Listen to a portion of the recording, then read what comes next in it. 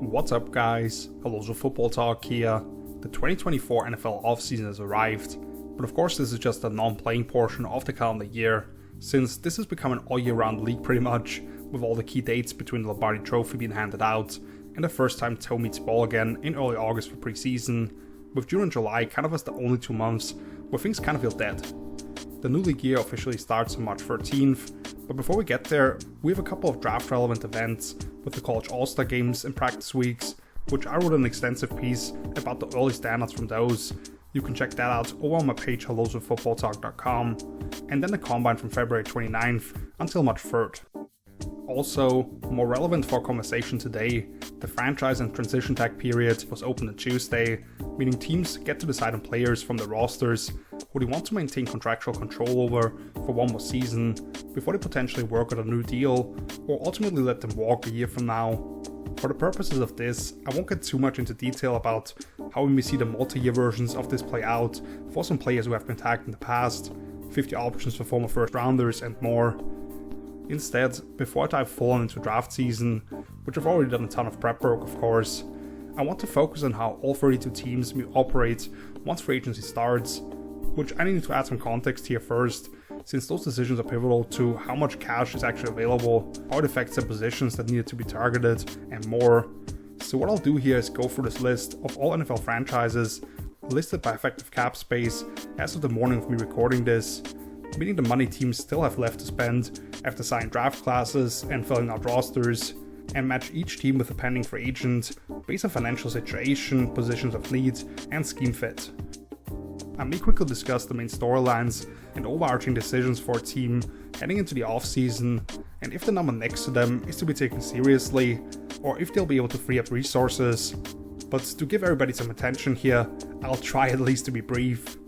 Since we don't have any definitive information, and I try to be realistic here, these big names I'd expect by all indications will stay with the current teams, whether that's on the franchise tag or more of a multi-year deal. Both star Chiefs defenders in Chris Jones and L'Jarius Sneed. There may be some back and forth between the Vikings and Kirk Cousins, but I think they'll find an agreement that makes sense for both sides, with how well he played until he tore his Achilles last season. Ravens break on interior defensive lineman Justin Madubuike, most likely getting the tag. So will Bengals and Colts wide receivers T. Higgins and Michael Pittman Jr.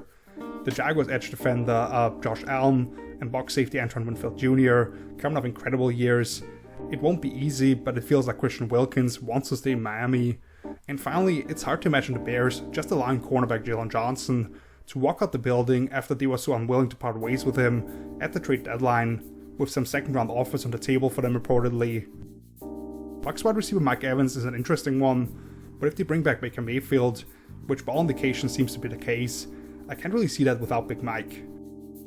And just so you know, these numbers are from overthecap.com. Thanks for letting me borrow the graphic on the left side here, so everybody can follow along. But as you can see, the projected base salary cap listed here is $242 million, which should be the minimum, since there are reports out there of the final figure being closer to $250 million, and that would make a massive difference in terms of the willingness of teams to spend. Doesn't change anything in terms of the order, but just to keep in mind when you think about how aggressive teams may want to get with their decisions. Let's get started with the Washington Commanders, who lead the NFL with $61.8 million of effective cap space, and the name I've linked to them is Michael Davis, the cornerback.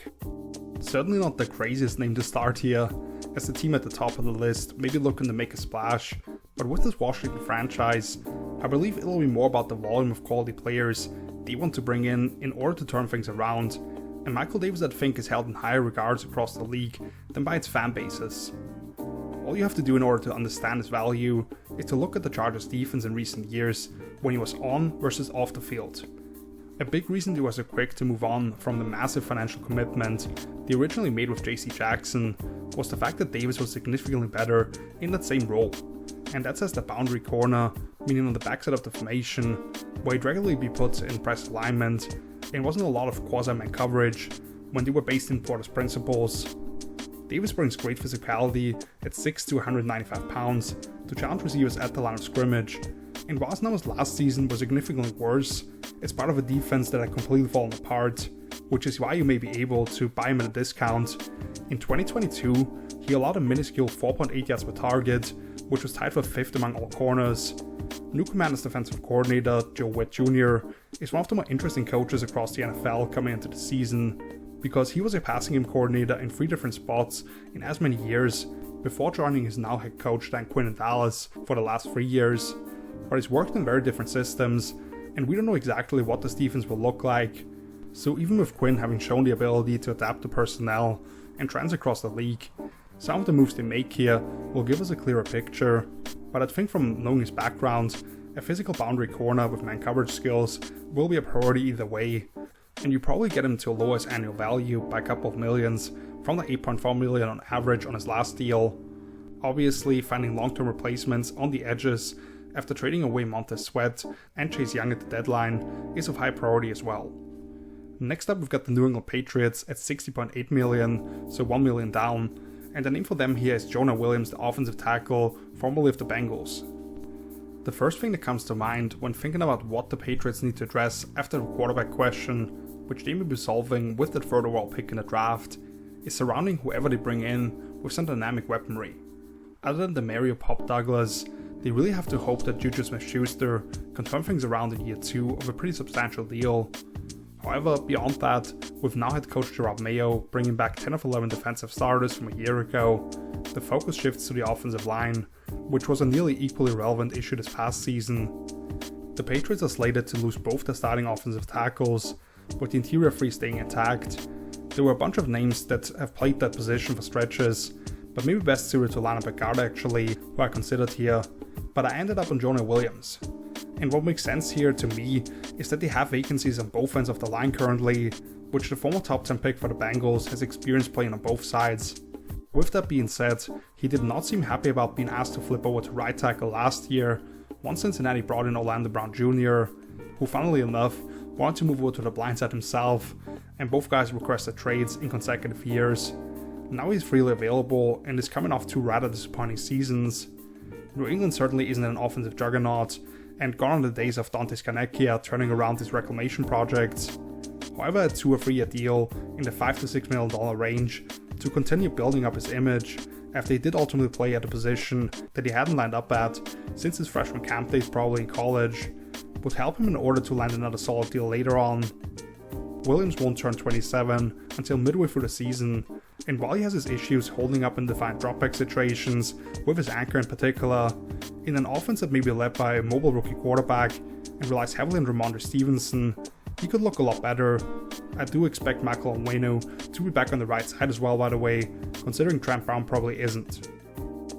And we're going to continue with another former Bengal, moving on, this time around to the Tennessee Titans, with the Titans having $59.1 million of effective cap space available. I was kinda going back and forth here with wide receiver and offensive line, both being major areas of need for Tennessee, as they try to put the right pieces around Will Levis, a quarterback, who never lived up to the potential he showed in his first start, where he tossed 4 touchdowns, but they still traded up for at the start of day 2 in the draft last year, and should at least get 1 full season to prove himself. However, since I believe they will by all likelihood address either pass catcher or tackle with the 7th overall pick, and could also be moving back for extra capital to target both, I focused on a defense instead that is slated to lose 6 of 11 starters after already having traded away a former All-Pro safety in Kevin Byard at the deadline last year.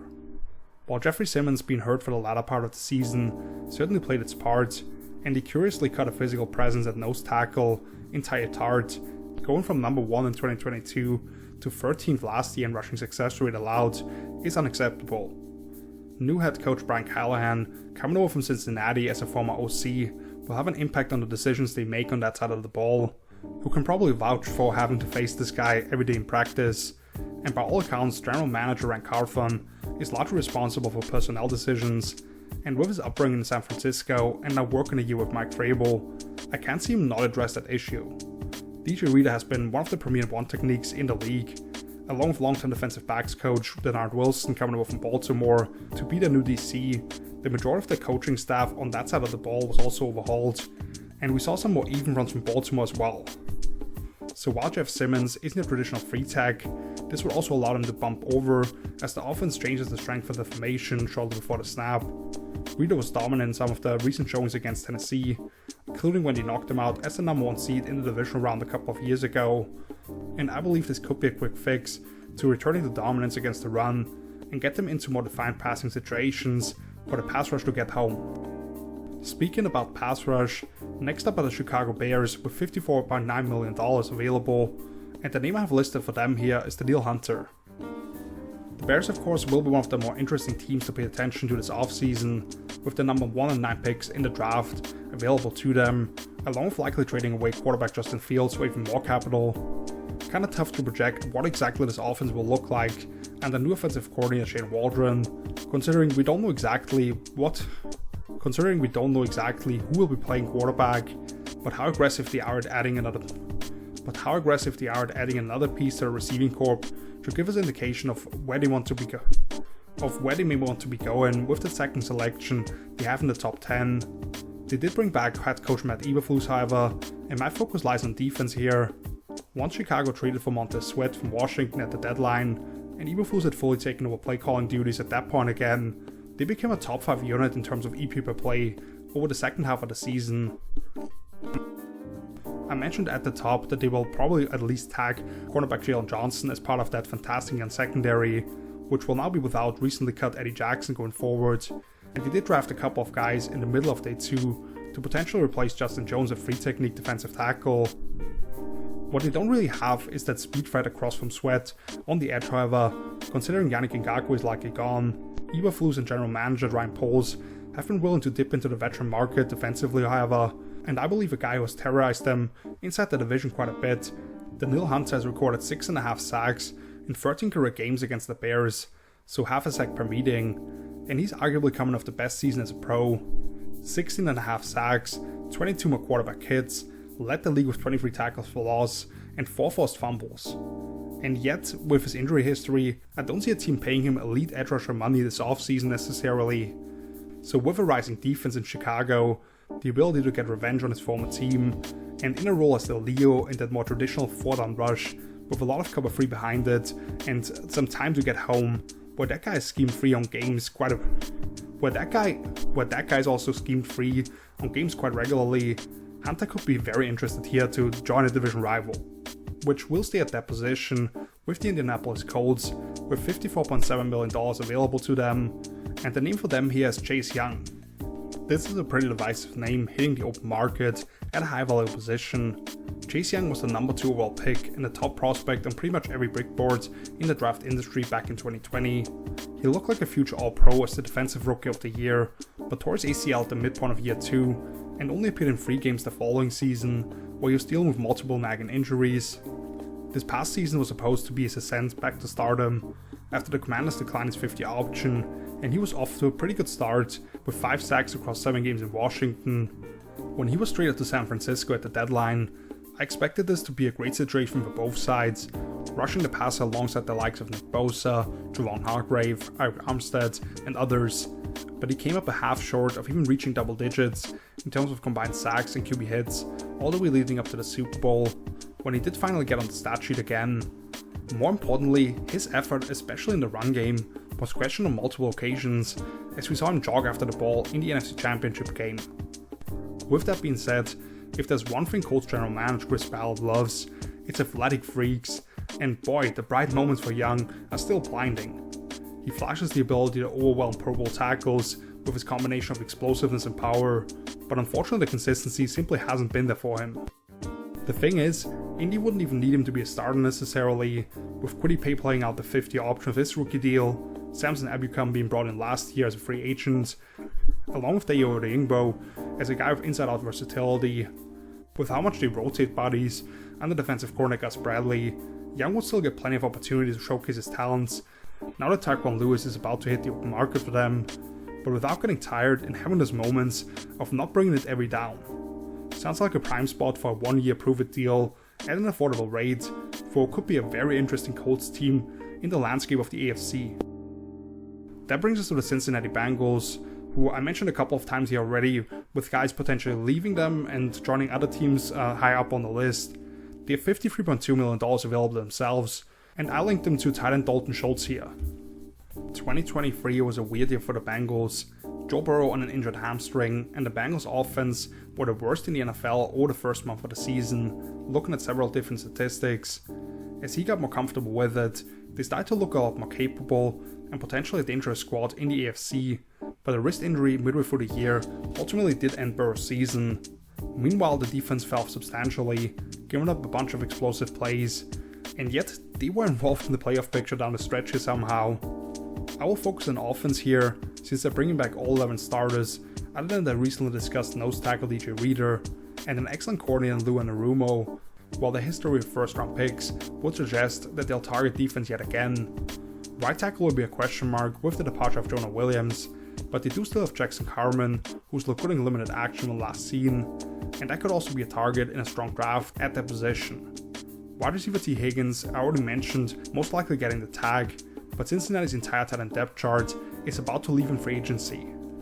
You think of guys like CJ Uzomah becoming a significant factor down the stretch a couple of years ago, the value they got out of Hayden Hurst in 2022 compared to last season being kind of a non-factor. They have gotten quality production from that spot for limited financial resources. With that being said, this is the window before Joe Burrow's big extension really kicks in, and it's an attractive landing spot for pass catchers. Therefore, I think them and Dalton Schultz would be a good match. They already have a couple of vertical playmakers with above the rim skills in Jason Higgins. I could see Jolly Jones give them quality snaps in the slot in year 2 in place of Tyler Boyd, and Schultz would be a nice complement to that mix. He's not going to give you a ton after the catch, but is more of a possession type target with how much zone coverage they face, being able to sit down in windows, and having that route running savvy to create openings against linebackers, having to match him out of the slot. I think there's a lot to like here, if they can potentially get him below that $6.25 million that he got from Houston in a one-year deal last season. Speaking of the Texans, they are up next year with $50.8 million available to them, and I have a fun one here, Saquon Barkley, the running back formerly of the Giants. I was kind of going back and forth here, which of two names I put with Houston, but I knew I was going running back. Jonathan Greenard, Sheldon Rankings, and the underrated Blake Cashman will be names they want to protect from hitting the open market defensively, but I like DeMeco Ryans' chances to make that a respectable unit yet again with the development they showed this past season, despite dealing with several injuries. I just mentioned tight end Dalton Schultz's potential landing spot a minute ago here, but I think they like what they've seen in limited time from Brevin Jordan as more of a yards after catch specialist, and standard rookie receiver Tank Dell is expected to be back from injury for OTAs. The one spot where they still badly miss a difference maker, however, is running back. I was extremely underwhelmed with Dameon Pierce's performance early on in his second year as a 3 yards per carry specialist, who, to be fair, didn't have a whole lot of room to operate, and Devin Singletary performed well for them down the stretch, but I don't envision him being somebody they're willing to commit extensive resources to as he's becoming a free agent. With how much Houston wants to run the ball in early downs in order to make the play action game as effective as it is, and it's a formula that in the grand scheme of things works for them, even if analytics may want to tell you it's an inefficient way to operate. Getting more from the position should be a priority, at least for as long as they have reigning Offensive Rookie of the Year CJ Stroud on a cheap deal. With a quarterback playing at a borderline top 5 level this early, that accelerates the clock to some degree for them, and they need to maximize how they complement him. Tony Pollard from the Cowboys was a thought of mine, because he's more used to operating in that zone-based rushing attack, but Saquon Barkley has the explosiveness and has become more decisive as a one-cut-and-go type of runner. Plus, if they want to run the ball more from the shotgun, as sort of the reverse, threatening pass and then running gap schemes from spread-out formations, that's a potential evolution we could see for this offense, along with Saquon obviously giving them a lot more as a check-down option after forcing the defense to gain depth with their aggressive passing concepts. Moving on to the Detroit Lions, with $42.5 million available to them. A name a link to them is Kendall Fuller, the cornerback formerly of Washington. I really wanted to go wide receiver here, because I'd like to see more of a big-bodied outside-the-numbers option to complement Amon-Ra St. Brown in the slot, the vertical speed of Jameson Williams, and Sam Laporta as the cross element a lot of times, would use some as the isolated backside receiver as well. However, unless one of those guys I mentioned at the top in T. Higgins or Michael Pittman Jr. shockingly becomes available, you're looking at the idea of Gabe Davis having to become a more reliable option in a larger role, or maybe a little different with taking another shot at Odell Beckham Jr., who may not feel like a Detroit guy necessarily in terms of brand value, but could fit in well with Dan Campbell's player-friendly culture on a team that came just short of going to the Super Bowl. Instead, I'm looking at two defensive positions, a more traditional strong set defensive end to pair up with Aiden Hutchinson, and cornerback. Both could make sense as targets in the draft with where they're picking, but I'd be surprised if they didn't address either prior to that, and in particular the corner room looks pretty light, with Emmanuel Mosley and Kalen Vildor becoming free agents. Cam Sutton has been a solid player throughout his career, but with how much defensive coordinator Aaron Glenn puts on those guys, he's not supposed to be a legit number one. Kendall Fuller was one of the very few bright spots for Washington this past season, and probably the lone one on defense once they traded away their two former first round picks at defensive end. Combining cover 0, 1 and 4, they were running some sort of man or match coverage on more than 47% of snaps last season, while the Lions were top 10 in pure man rate. The raw coverage numbers were not up to par for Fuller last season, but that's why we probably get him at a lower number than you probably should for a guy who just turned 29 and has been a high level starter with good ball production in a similar system that asks a lot of him.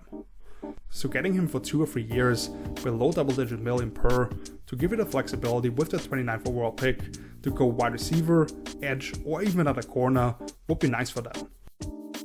Here's a pretty substantial drop down in terms of cap space available of nearly $12 million. As next time we've got the Las Vegas Raiders at 30.6, and the name for them here is Javon Kinlaw. Is it weird that I feel a little bit better about the Raiders this offseason than last? After they fired the head coach and general manager, only to replace them with an assistant from that same staff, and to do two rare things with the GM hiring, directly giving somebody a second chance after being let go, and hiring the decision maker from a division rival, with Tom Telesco coming over from the Chargers. We know the approach will be a lot more player driven, with Antonio Pierce at the helm, from what we have seen from him in an interim capacity, and kind of how they want to operate on both sides of the ball, even though Aiden O'Connell is currently slated to be the starting quarterback. Jimmy Garoppolo being suspended for PEDs has opened the opportunity to void the rest of his contract, however, since that new regime doesn't really want him to be there anyway, and while Max Crosby extension is likely taking place at some point this offseason, I feel like they're in a better place cap-wise now. The two areas they desperately need to address now: the entire right side of the offensive line has their contracts expiring, and other than Jerry Tillery, the only other interior defensive linemen on the roster are a couple of second-year players who combined for just 110 snaps as rookies. The O-line was surprisingly effective last season, and I'd expect them to bring back either center Andre James or right tackle Jermaine Illuminor, so I won't link one specific name to them for now, since they have that 11th overall draft pick and could be targeting multiple guys. Instead, while the regime has since been overhauled, I have them going back to bringing in former high draft picks on the D-line from San Francisco and seeing if they can turn things around, similar to Solomon Thomas a couple of years ago. Javon Kinlaw was supposed to be the replacement for DeForest Buckner when the Niners traded him to the Colts for that selection they ultimately used on Kinlaw, putting unfair expectations on a young, fairly raw player. I have my issues with him in the past, in particular trying to hold his ground against lateral displacement in the run game, but I thought down the stretch here for the Niners, he looked a lot better at anchoring down and creating push up the middle of the pocket. He has some alignment versatility to be a free technique on early downs, but then rush over the center in passing situations. Not sure how long a deal would be, but for like a 1+1 kind of thing, at $4 to $5 million per, I think that's a good fit. We stay on the defensive line with Bryce Huff for the Arizona Cardinals, with $30.5 million available to them. We did talk about Danielle Hunter being a good fit in Chicago a few minutes ago, but I think the guy who could net the most overall money on a deal this offseason on the edge is Bryce Huff. There are plenty of holes on this Cardinals roster that still need to be filled, but with the decision to move on with Kyler Murray at the helm, a few emerging young players around him on offense, and owning 7 of the first 105 picks in this upcoming draft, I believe they could turn things around a lot quicker than we might have originally expected. In particular, since I did enjoy watching a creative offense under Drew Petzing, kind of a chaos-style defense, which may lack some true difference makers at this point, but at least isn't easy to prepare for, and the way general manager Monty Austinford has collected resources early in his stint there. So getting back to Huff now, they do certainly need a legit threat rushing off the edge. Dennis Gardeck is one of those football hipster names that quietly had a good season, and B.J. Ojolari flashed when given opportunities as a rookie, but none of those guys can consistently win in designated passing situations at this point. Huff meanwhile was one of the more quietly effective players at doing so in 2023. According to ESPN Analytics, he had the 8th highest pass rush win rate among all edge defenders in the NFL at nearly 23%, with 10 sacks and 21 more QB hits across just over 200 rush opportunities. It's not always easy to take a somewhat smaller sample size and project it forwards, but if he gives you just that production on double the opportunities, he's still the most successful pass rusher for Arizona easily probably. And this guy truly was a monster when you put on the tape, exploding off the ball, packs a wicked cross chop, excels at getting those hips flipped to the quarterback and finishing. With hopefully more leads to play with, now that Kyler has a full offseason to practice in that offense, Huff could easily be a Pro Bowler next year, and the Cardinals buy early on like a 4-year $60 million deal. That brings us to the Tampa Bay Buccaneers, $29 million available, and the name here is John Simpson, not somebody who everybody may be as familiar with. The guards are coming over from Baltimore.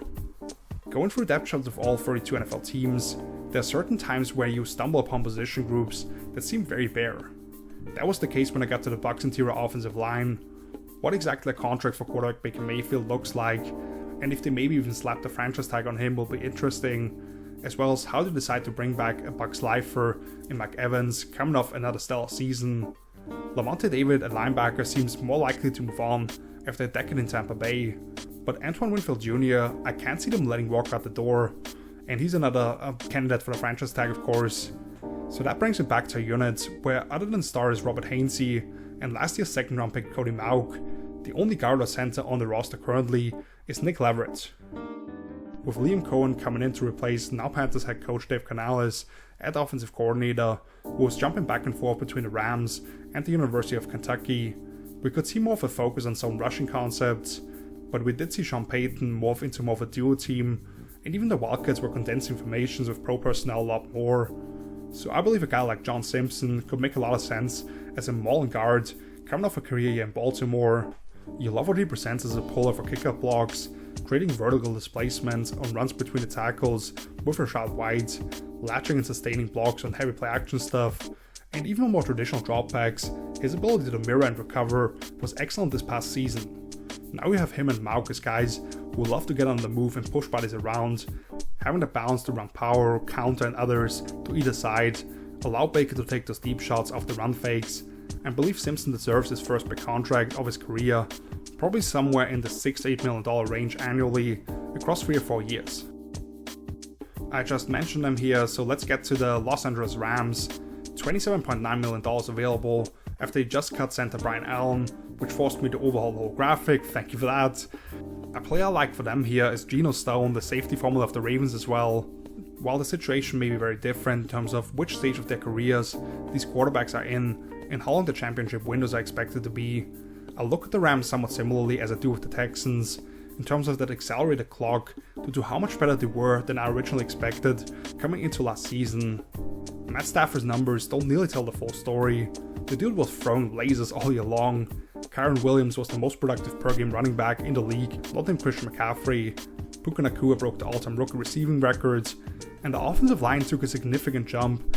with that new road grading guard tandem, which I'd expect Kevin Dodson to be a priority to be brought back as well. As we flip things around to the defense, however, one of the bigger coaching losses is defensive coordinator Raheem Morris taking the head coaching job in Atlanta after he was able to field a defense that performed way above expectations and on name value. Chris Shula is not taking over that duty in his 8th season with the Rams, so while it's not easy to mark down what exactly that system is or has been, because their versatility was probably the biggest calling card, at least in terms of the front dynamics, without any substantial personnel losses, they should maintain intact. They are slated to lose the de facto number 1 corner Keller Witherspoon, and both starting safeties in Jordan Fuller and John Johnson. That's why, considering the Ravens were actually nearly identical in terms of the usage of cover 4 and cover 6 last season, top quarter of the league in both, bringing over Geno Stone would make a lot of sense here. Not somebody who people may have considered a big fish in his free agency pool a year ago, but had been a solid player when called upon, and made Baltimore commit to free safety looks as the base defense pretty much last season. The ball production followed, as he finished second in the league with 7 interceptions, along with another 9 PBUs.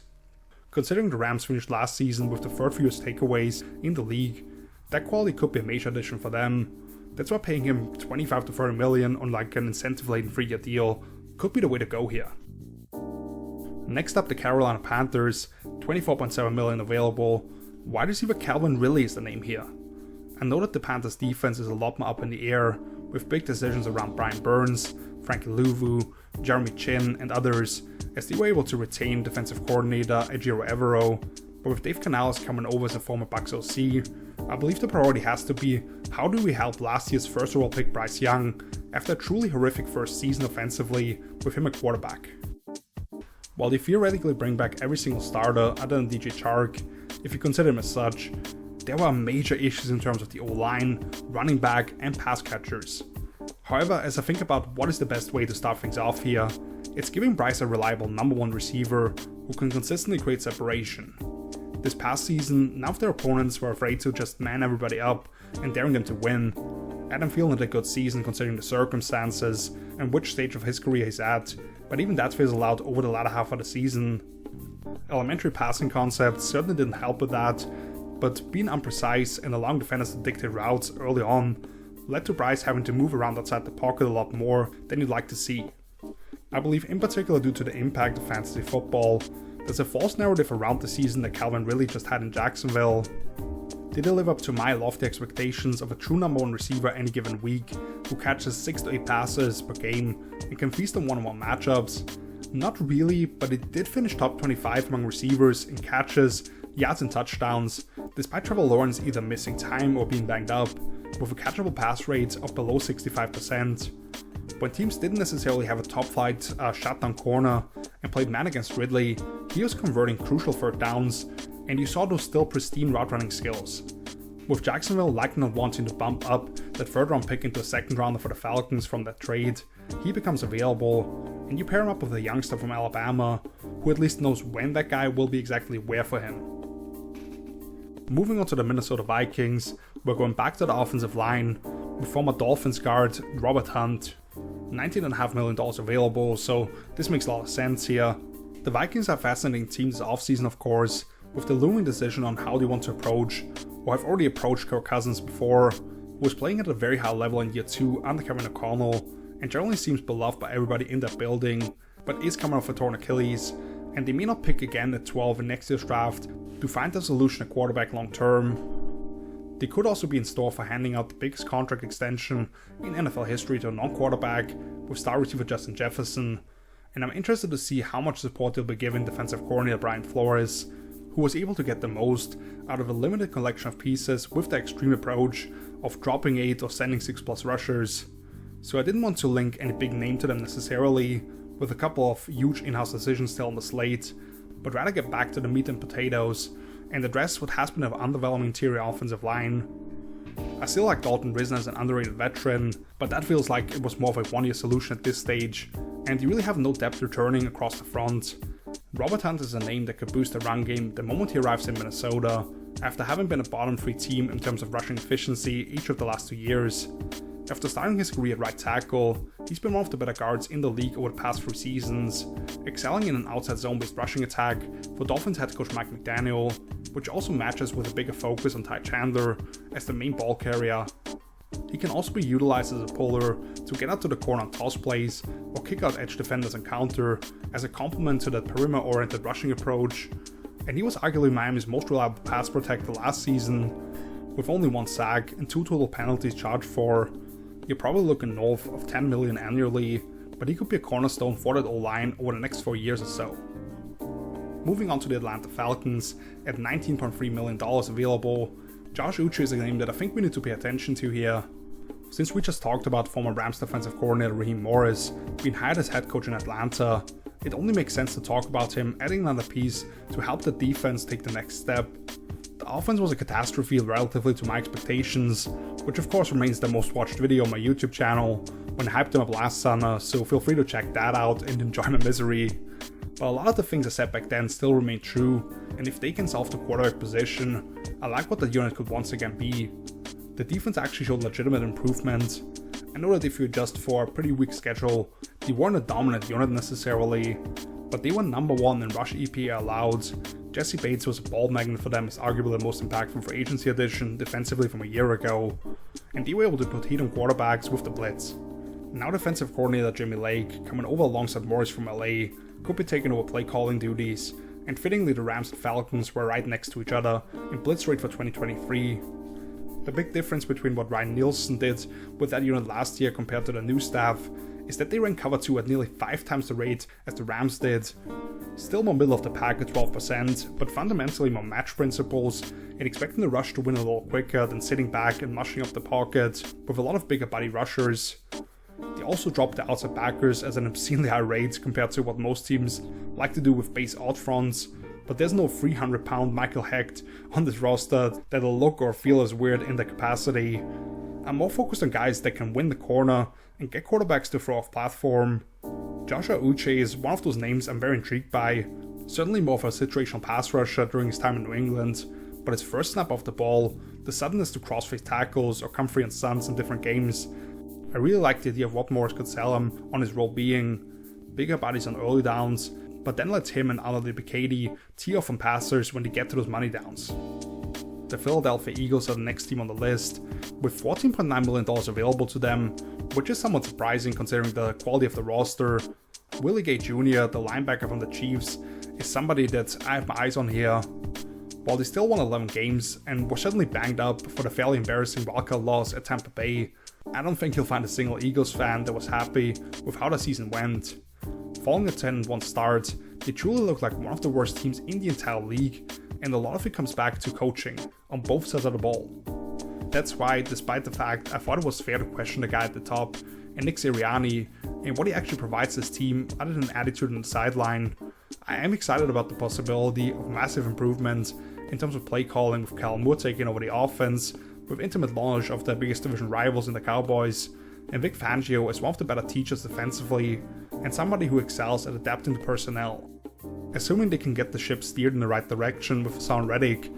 they bring back 9 of 11 starters on both sides of the ball as well. Running back stands out, and I'm not ruling out what could be a monstrous pairing with someone like Josh Jacobs becoming available and running behind that line, but even more so linebacker. The image burned into my mind here is Kyle Shanahan bowling those guys on the second level defensively for Philly with all kinds of misdirection and just never finding consistency after allowing the starting duo from 2022 walk out the door.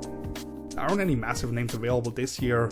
but that also hasn't been the approach that general manager Howie Roseman has taken with either one of those positions I just mentioned in the past. I'll get to the Chiefs here in a second, but since I mentioned them likely being focused on bringing back the 2 big ticket items, the 50th backer may be on the move. The idea of a long, rangy player in the middle of that defense is intriguing to me as a pairing with Fangio. He can certainly attack downhill, but his lateral movement skills as a spy at times against Dak Prescott, Daniel Jones, and potentially a dual threat rookie the Commanders might bring in could pay dividends. That has us moving on to Kansas City now, the reigning Super Bowl champs, and I kind of swung for the fences here a little bit, with long-time Pro Bowl, All-Pro offensive tackle Tyron Smith for the Cowboys heading over there. As I mentioned during the intro, I'm expecting the Chiefs to find a way to bring both Chris Jones and L'Jarius Sneed back to Kansas City, and even if defense is so volatile in the NFL, I see no reason why this shouldn't be one of the top units in the league and the Spags again next season. I was really going back and forth here with the Chiefs adding a known capacity at the wide receiver position with all the issues they had this past season, in particular with drops. Adding some vertical speed in Marquise Brown could be an option, but from what I've seen from general manager Brett Veach, he'll likely be shopping in the lower tier, such as a Kendrick Bourne, who's been a pretty reliable ex-receiver. Since they do have some pretty good cash here, and that number could be significantly higher if they decide to restructure Patrick Mahomes, which they'll most likely do, and potentially also move on from Marcus Valdes-Scantling, which could clear another $10+ million off the books here. With that 32nd overall pick also being in the prime range for one of those second-tier receivers in the draft, I thought a bigger name would be fun here, and the issues at offensive tackle were equally pressing, I thought. They did hand out a 4-year, $80 million contract to Jawan Taylor last offseason, who was a walking yellow flag, indicated by his 20 accepted penalties against, being 8 more than any other player in the league. They can't really get out of that deal until next year though. Darren Smith, on the other hand, was more of a low commitment 1-year agreement, and while he did step up throughout the postseason, at least on the way through the AFC, general was a net negative from Mahomes' blind side. That's why I'm intrigued with the possibility of Tyron Smith being a massive upgrade at that spot. At 33 years old with the cap situation in Dallas, it seems more likely than ever that these two sides could part ways 13 ways into that marriage kind of. Still more likely Cowboys or nothing, but I think the Chiefs could make him an offer here that will be very attractive to him. Season-ending injuries in 2 of the last 4 years kind of blur the fact that he did play 13 plus games in each of his first 9, and he did so once again this past season. This is a Kansas City team that can get away with him missing 3 or 4 games as long as the backup doesn't get pack killed. That's a good trade-off if he gives them elite play at that spot, only 1 sack and 3 penalties accounted for last season, and can do so for another run at the Lombardi. He may be willing to sign for a year at around $10 million with incentive structures if he gets a chance to finally win a ring and help the Chiefs get that three-peat. Moving on to one of the Cowboys' rivals in the New York Giants, with $11.6 million available to them. A name I'm going to link to them here is cornerback Chidobe Awuzie. Optimism around this Giants organization has vanished fairly quickly after they won a road playoff game a little more than a calendar year ago. It felt like they were a year ahead of schedule, and it kind of pushed them further towards committing to quarterback Daniel Jones with a 4-year, $160 million deal. They could get out of it next offseason if they're willing to take a $22 million dead cap hit. So I'm not ruling a quarterback with that 6th overall draft pick, but they're probably not tagging Saquon Barkley for a 2nd straight year. The offensive line reverted in a bad way last season, so they're probably okay with both starting guards leaving the building. But with a healthy Andrew Thomas, Evan Neal may be moving to guard after 2 highly disappointing seasons at right tackle, and the potential of a high-end starter at the top of the draft, the only way is up for them. Defensively, the secondary is kinda up in the air. Deonte Banks had a promising rookie year at corner, but Adoree Jackson's probably out, and they'll have to see if there are any higher bidders out there for Xavier McKinney at safety, who'll probably at least want to test the market. Shane Bowen is coming over from Tennessee as a defensive play caller to replace Wink Martindale. I have a lot of admiration for him as I consider how he was able to defend the run at such a high level out of light boxes, along with hiding some issues at corner by changing up looks on the back end. First, I considered reuniting him with Christian Fulton here of the Giants, who fell off drastically after a good 2022 season, but the name I ultimately settled on was Chidobe Awuzie.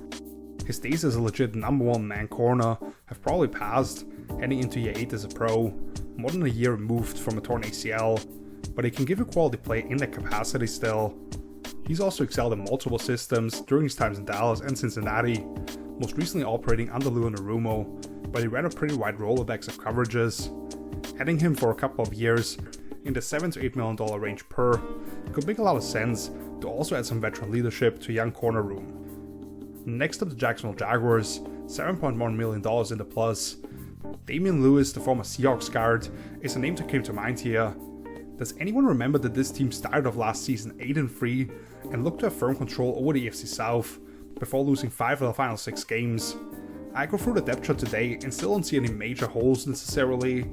Sure, you'd like to see former number 1 overall pick Travon Walker take a leap in year 3 across from Josh Allen, who will likely get the tag if they can't come up with a long-term deal. Slot corner remains an area of weakness, with Trey Herndon set to leave, and if a big decision at hand around Calvin Ridley, who already outlined having had a better season than the general consensus seems to be like. However, I felt like Jacksonville beat themselves more than anything else with costly drops and red zone turnovers on offense, while I like the prospects of what new defensive coordinator Ryan Nielsen could do with that personnel in place. An area that certainly hurt them was the offensive line, which ranked bottom 3 in both run and pass block win rates according to Pro Football Focus. Cam Robinson started the year with a suspension. First-round rookie Anton Harrison had his struggles flipping sides and trying to find consistency overall.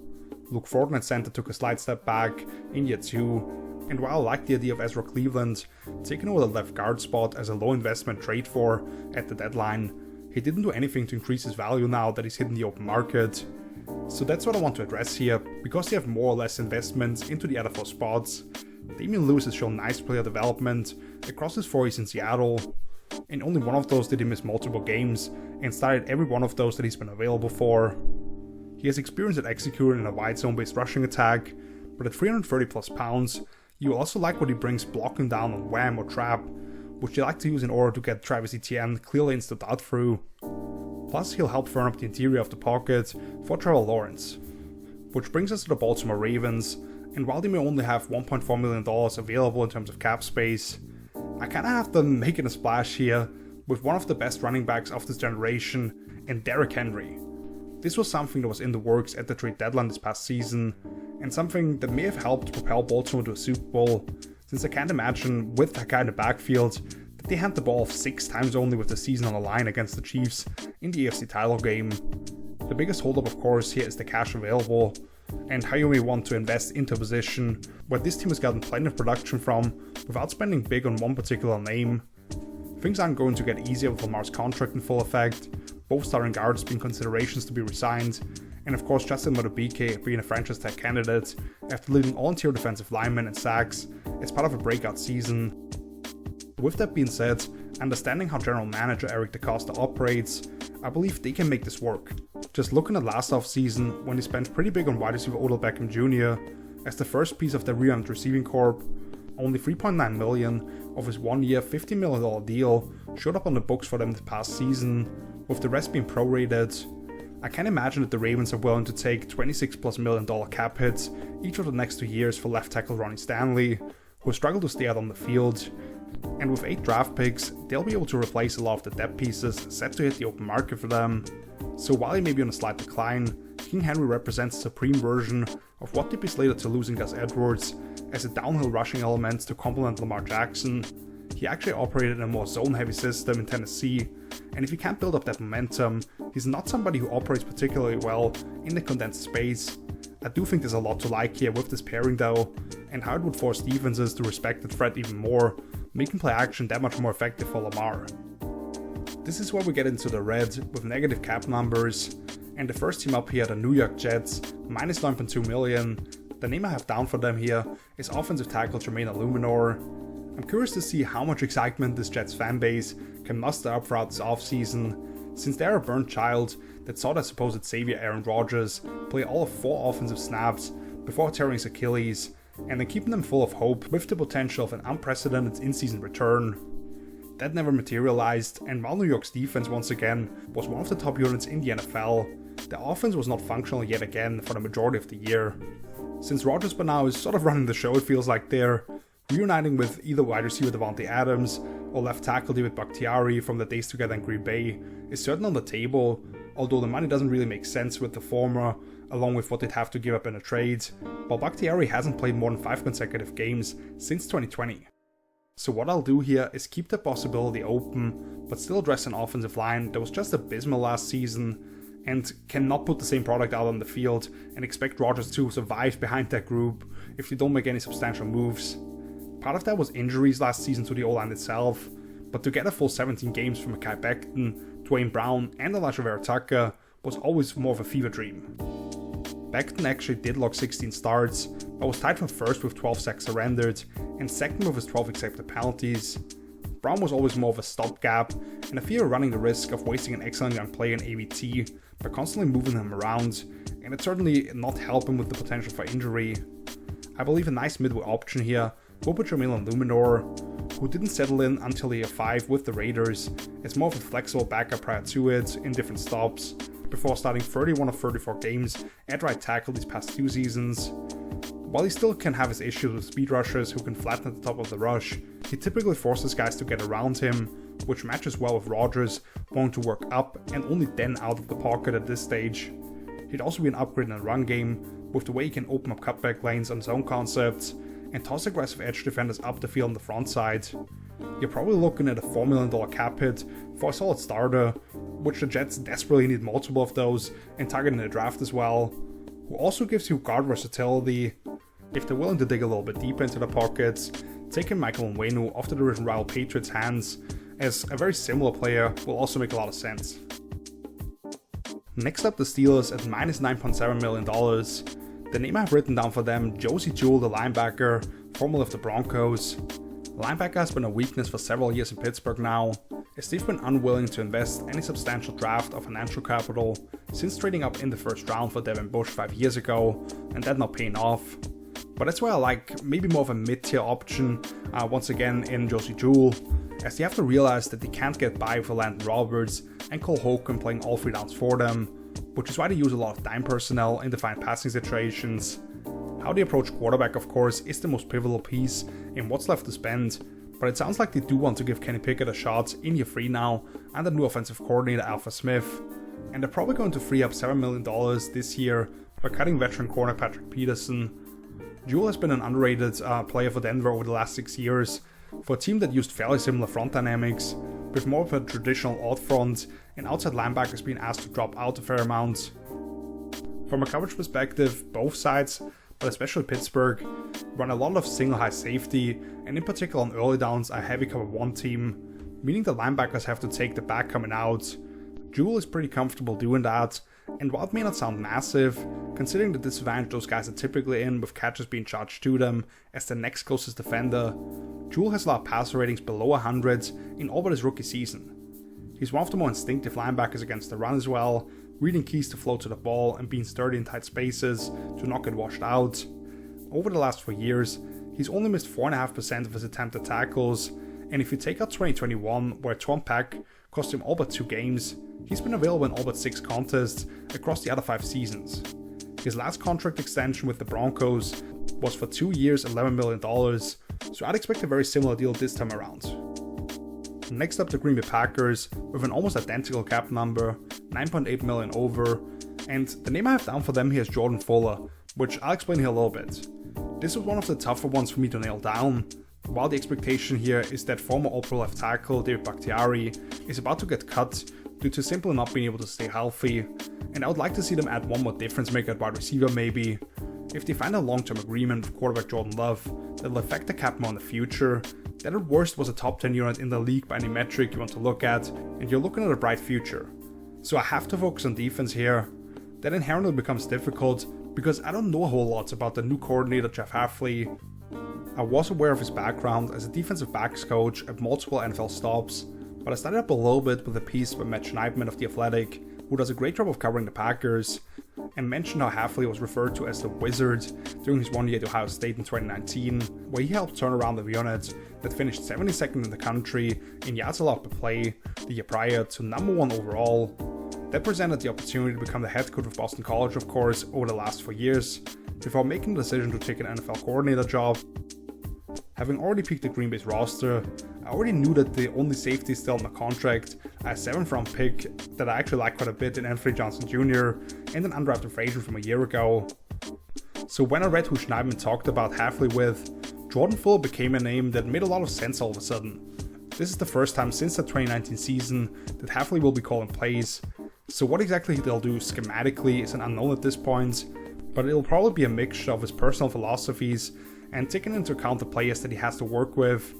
Depending on the status of Eric Stokes, that should include 2 confident outside corners with great man coverage skills and 2 rangy athletic linebackers. So having a smart safety comfortable reading from depth with more match principles makes sense from that standpoint, as well as giving Hafley a familiar face in the room as he acclimates back to the pro game.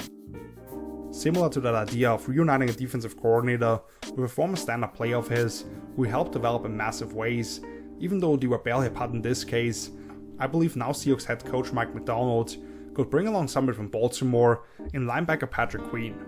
Seattle recently guaranteed a very affordable base salary for quarterback Geno Smith, and while the interior three on the offensive line is slated to hit the open market, they do have some mid-round options from last year there, and the only guy you would clearly like to bring back among those is left guard Damian Lewis anyway. So with the rest of the offense maintaining intact and McDonald's roots, I'm 100% looking at the defense here, and it's a somewhat promising unit. Defensive Rookie of the Year candidates at corner each of the last 2 years, a Pro Bowl safety in Quandre Diggs, Uchenna Nwosu returning from injury to go with multiple promising day 2 picks on the edge. What they really need now is a reliable nose tackle and a revamped second level. There are some options I considered at the nose, such as former Rams standout Sebastian Joseph Day returning to the NFC West after a disappointing stint with the Chargers, but I like the idea of McDonald bringing along Patrick Queen here. Jordan Brooks' rookie deal just ran out after GM John Schneider and company declined his 5th-year option,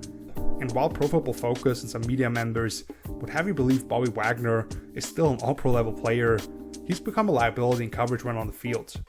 You'd really like the idea of pairing PQ with a more steady player like Roquan Smith in Baltimore, which of course everybody would like, and that freed him up to be playing in a more forward, attacking style role. But he has shown improvement in reading run keys and spacing in zone coverage, while being a weapon as a blitzer. So even though you're buying closer to the top of the market, having that dynamic, energetic presence to reestablish this defensive culture around is something Schneider can probably get on board with as well, with the history of paying big ticket defenders. we stay in the NFC West with the team that represented the conference in the Super Bowl, the San Francisco 49ers, $15.9 million in debt, but Leonard Floyd is a name I want to bring up for them. I had a tough time finding a great fit for the Niners here, because we don't know exactly how much money will be available, or even who the defensive coordinator is going to be, after they decided to part ways with Steve Wilkes following the Super Bowl loss. What does a potential extension with Brandon Ayuk look like? There's some smoke out there around what he could fetch in a trade, which I don't really see after the all-pro season he just had, but general manager John Lynch has been willing to part ways with other guys entering the final years of their rookie deals. The biggest need in terms of an immediate starter would be right guard, but John Feliciano is slated to become available, and the guy who would be replacing him is the one he just threw under the bus on Twitter for missing the key block on Chris Jones in overtime with a championship on the line, who also finished dead last among guards in PFF pass blocking grade this past season. That's Spencer Burford. Chase Young did not live up to expectations when they traded a third rounder to Washington for him at the deadline, although they'll likely get a similar compensation back in the form of a comp pick when they let him walk. And Randy Gregory felt more like a one-year thing, since they made the move for Young when otherwise he would have taken on a more prominent role. That was due to injuries by Cleveland Farrell, who would be the one name I could see as a priority to bring back, and Drake Jackson, who was off to a blazing start as one of our big breakout candidates for 2023 when he racked up 3 sacks in the season opener, but not a single other one across 200 total snaps, landing on IR midway through the year. Even if they still believe in Drake living up to his potential with extended opportunities in year 3, adding another veteran here makes sense. Leonard Floyd has always been an underappreciated player due to his status as a former first round pick, but as a secondary edge rusher, he's been an excellent player in Chicago, LA, and also Buffalo this past season. He's very comfortable in those wide 9 fronts. You like what he brings as a looper if you want to run more games up front in 2024, and if he gives you around 30 combined sacks and QB hits like he did each of the last 2 seasons, you absolutely take that. Bringing us to the Cleveland Browns, already $20.8 million over the cap, but Sheldon Rankins is a name that I wanted to bring up here. As you go through the Browns roster, if you take quarterback Deshaun Watson over reigning comeback player of the year Joe Flacco, they are bringing back all 11 stars in offense. That was the significantly less of the 2 main units, but stability and the return of running back Nick Chubb will be key in turning around what hasn't nearly paid the dividends they hoped for when they handed out the biggest fully guaranteed contract to Deshaun coming off his legal troubles. The defense on the other hand was truly elite last season, and the performance was even more impressive considering the circumstances and how much pressure was on them to win games. The question becomes, what do they do with Mike backer Anthony Walker Jr., who they brought back on 3 consecutive one-year deals, most recently at by far the lowest figure at just $1.25 million. The idea of pairing up Myles Garrett with a hybrid rusher like Zadarius Smith was fun on paper, but I don't think he gave them enough in return for the $11.7 million that he received last year, since they actually used Myles more as that spinner and stand-up rusher, while they have committed themselves more long-term to Obo Okoronkwo as more of the classic speed threat of the edge. Where they do need to make some moves, however, is at defensive tackle, in particular free technique. Spending pretty big on Talvin Tomlinson proved to be one of the more impactful deals in free agency a year ago, with how he allowed someone like Jeremiah Owusu-Koramoah to fly around freely, and the way they got to third and long situations for them to unleash their pass rush. But Shelby Harris, Mo Hurst, and Jordan Elliott are all off the books once the new league year starts, and the only other body they bring back is last year's massive third round pick Siaki Ika to back up Tomlinson at the nose. Sheldon Rankins is somebody who showed lots of promise early on in his career with the Saints, dealt with a couple of substantial injuries, but has now sort of become this journeyman whose game ages like fine wine. Last season in Houston was his best since 2018, recording 6 sacks, 10 quarterback hits, and 9 tackles for loss. He did so for about $10 million, with 7 of those paid out as a signing bonus.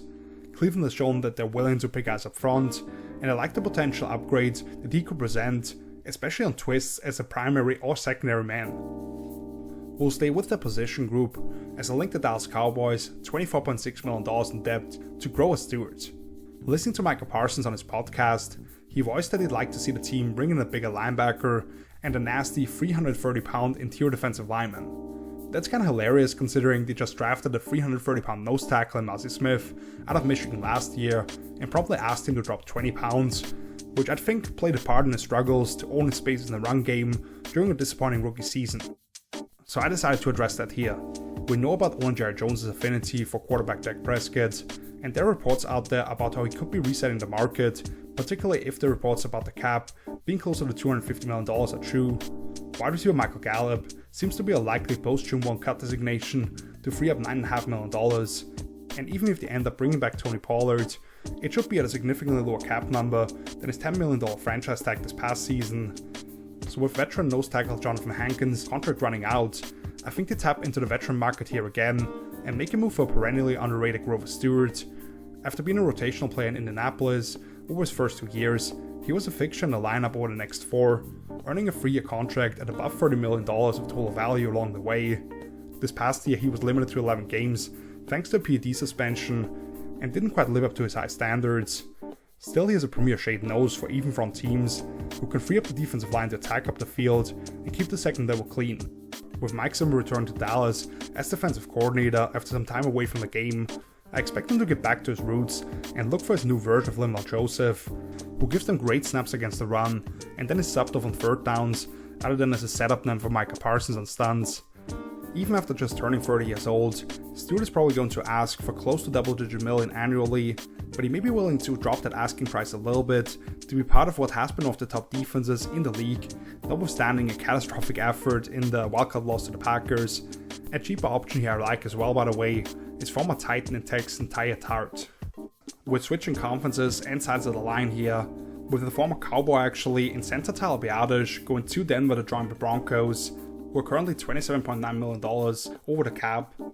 It just feels like Sean Payton is continuing to take charge of this organization. The fit with Russell Wilson never seemed to be a very pleasant one, to where we got the head coach screaming at his quarterback at the sideline, even when he seemingly wasn't at fault, only to tell us in the post-game presser that didn't concern anybody else.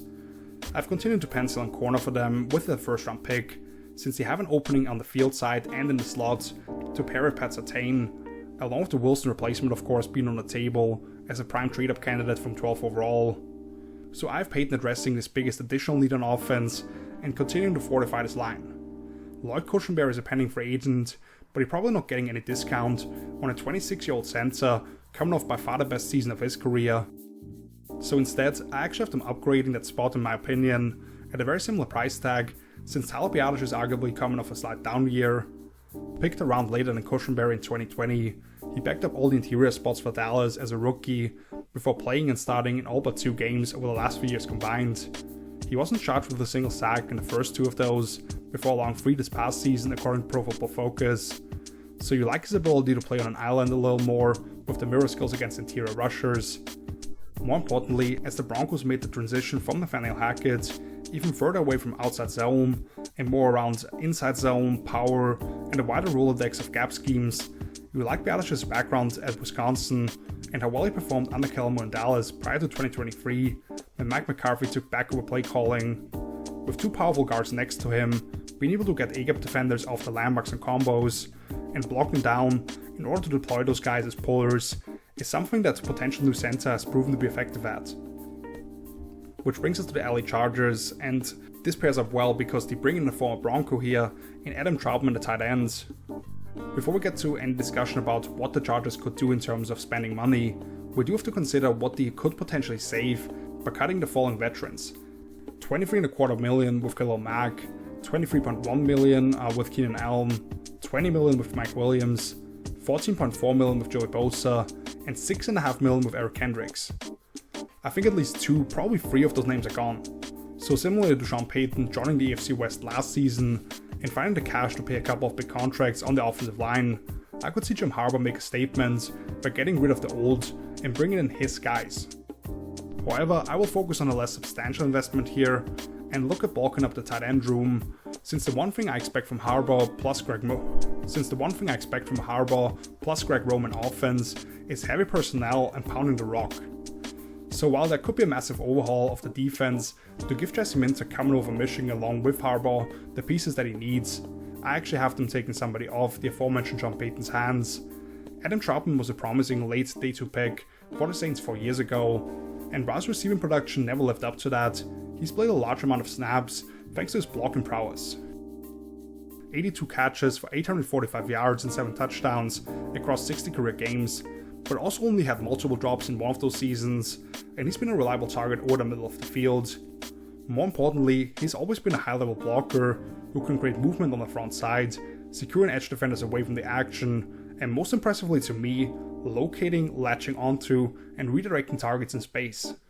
We've yet to see what exactly the approach is with this run game for the Chargers under Jim Harbaugh, but from what we know about his time with Greg Roman, it'll be a lot of gap schemes, running power or counter, where Troutman can cave in guys near the point of attack from a traditional Y alignment, or wrap around from the backside of the ball and lead up onto linebackers. Plus, then we know Justin Herbert likes to target his tight ends in the red zone, where that guy can release off heavy play action and reach above the rim for touchdowns. Bringing us to the final three teams here, two from the AFC East actually, starting off with the Buffalo Bills, $58.4 million in the minus here, but I like Darnell Mooney as kind of a low investment here. While it may not be quite the wholesale I could see from the Chargers due to the changes at the top of the organization, the Bills could be a team willing to part ways with several of the pricey veterans, in addition to basically the entire defensive line, outside of Ed Oliver, Gregory Rousseau potentially entering the final year of his rookie deal if they don't pick up his 50 option, and whatever they're trying to still squeeze out of Von Miller, who was almost a non-factor for this cap hit of nearly $24 million last year, being slated to hit for agency. Safety Micah Hyde has been a corner piece for this defense that I'm not sure they can create the space to bring back. Are they willing to eat some dead cap with Vaughn? Will there be a Stephon Diggs saga this offseason? Do they feel like they need to cut Pro Bowl corner Trey White, coming off back-to-back season-ending injuries, along with all-purpose back Naheem Hines as a smaller name in this discussion? One guy I'm pretty confident that they'll be fine with letting walk out the door is wide receiver Gabe Davis, and that's the position I have them addressing here. The name I originally considered was Saints breakout receiver Rashid Shaheed, also considering they may be looking to cut Hines, whose main value is based on what he gave them in the return game, but then I realized he's an exclusive rights free agent, which becomes more unlikely for him actually to hit the open market. So as an alternative, I'm intrigued with the idea of taking a flyer on Darnell Mooney, a former 5th round pick out of Tulane from 2020, who I like quite a bit as a complimentary piece. He had some bright moments as a rookie, and went well over 1,000 yards as a top receiving option for Chicago in year 2. This past season, he wasn't much of a factor for the Bears, as many of the downfield and screen targets went DJ Moore's direction instead. I think he's a little more reliable as a vertical target and in crosses than Gabe Davis was, with a drop rate of about 4%, and think there's more untapped potential with a 26-year-old on like a 2-year deal at $6 to $8 million. Bringing us to the Miami Dolphins, and I'm gonna go with another pass catcher here. They're nearly $60 million in the minus, but Noah Fant is a name that I came up with here. So another team that really needs to create some cash flow and could part ways with multiple expensive veterans. Designating cornerback Xavier Howard as a post-June 1st casualty would free up a massive $18.5 million. It's a little more complicated with the edge situation, considering that both Bradley Chubb and Jalen Phillips are coming off season-ending injuries, but letting Emmanuel Ogbah go will create another $13.7 million, and while more unlikely with the offensive line situation, Teron Armstead is somebody they won't be wanting to keep on the books for much longer at his age and health. The first of those names is likely gone, and I could see Edge in a position that they continue to use draft picks on. How much they're willing to commit themselves to the future with a quarterback Tua Tagovailoa dictates a lot of those decisions. The one big pending free agent they absolutely want to keep around, I think, is center Connor Williams, who I thought played his position at like a top 5 level for as long as he was healthy, and depending on what his contract may look like, some other smaller deals could follow. With as much as they like to pull guards and power as the basis of their RPO staples, someone like Dalton Risner came to mind for me. However, let's make this a little more fun. Since we've talked about plenty of offensive linemen, just imagine what Noah Fant could look like in this offense. The Dolphins have completely neglected tight ends as part of the passing game at least, with the only 2 contributors Durham Smythe and Julian Hill combining for just over 400 yards and 41 catches. Fullback Alec Ingold is actually the one they use a lot more offset and coming across the formation for kickouts or to slip into the flats off that. Now think about Fant, who isn't a great inline blocker but can take some of those duties, and how much more dynamic he could be with the ball in his hands when the defense doesn't account for him on leak routes, maybe some as a threat down the seams, but using that speed more as a horizontal component to the offense. Plus Miami is one of the few teams that still likes to throw goal line fades, having a rebound at 6'5", 250 pounds, compared to the 5'10" Tyreek Hill, with some of those opportunities makes a lot more sense. And it's a component that this offense hasn't really presented the defense that they need to account for yet. We've reached the bottom of the list, and as always contending here, the New Orleans Saints, at a whopping $87.8 million in the minors. And now that Noah actually here, Noah Brown is the name that I come up with here. One of the most fun discussions every offseason, thinking about which cap wizardry General Manager Mickey Loomis is about to do yet again. Although really it's all about speculation, and one that has continued to pay off, as they kick the can down the road with money being pushed to future years in order to keep the squad together, expecting the salary cap to continue to grow. With that being said, a larger conversation could be had if that's actually worth it for a defense that is showing its age, and Derek Carr throwing the ball short of the sticks on third downs or out of the end zone in goal line situations to protect his stats. So I won't rule them out from making a move at a bigger name here, as they can't be satisfied with missing out on the playoffs in a weak NFC South, but they're basically bringing back a full starting 11 on both sides of the ball, other than Andrews Pete on the offensive line, who moved her to left tackle with the Trevor Penning experiment looking like an absolute disaster, and we have to wonder how urgent the efforts will be in replacing Ryan Ramczyk on the other end of the line, who reportedly is dealing with a degenerative knee condition. As a small investment here, however, I do really like the idea of Noah Brown as part of this offense. You have a high-level route runner on the perimeter with Chris Olave, and I mentioned Rashid Shaheed being an exclusive rights free agent for them, who considering also returns punts for them, and is kind of the only guy that Carr is willing to regularly push the ball downfield towards,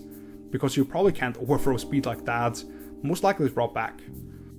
Brown would give them a little more of a possession style option, with the toughness to go over the middle and make those tight window catches, along with being able to shake off tackles for additional yardage. He's an excellent blocker when you want to throw screens out to those two guys I just mentioned, and provides inside-out flexibility,